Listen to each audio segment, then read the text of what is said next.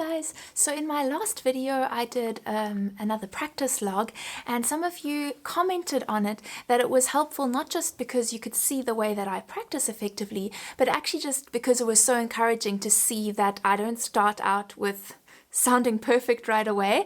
Some of you were saying, oh wow, I'm not the only one who sounds bad in the beginning and who has to go over and over and over things. And I think it's a problem that we only tend to see people playing a piece and sharing it with other people when it's already really good. I think that we need a window into each other's work in progress, and to see that everyone starts out bad with the piece, because most of the time that's what we see in our own practice sessions, but we see everybody else already doing a perfect final product.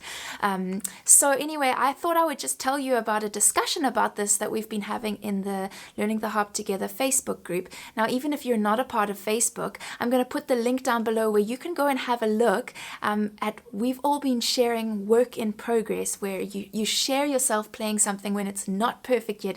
Preferably it's got to sound bad, just to encourage each other that we can be vulnerable. It's good for us and it's good for the people who see it, and it just helps us to know that we're not alone in this process of learning.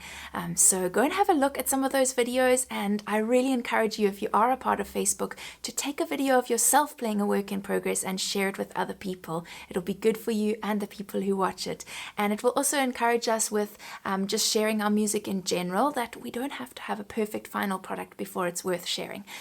Perfect is not the goal. It's so funny how many times I've said the word perfect, considering that's the recent music video I released. Anyway, I hope you're all doing well this week. I'll see you over on the Facebook group, and otherwise in next week's YouTube video.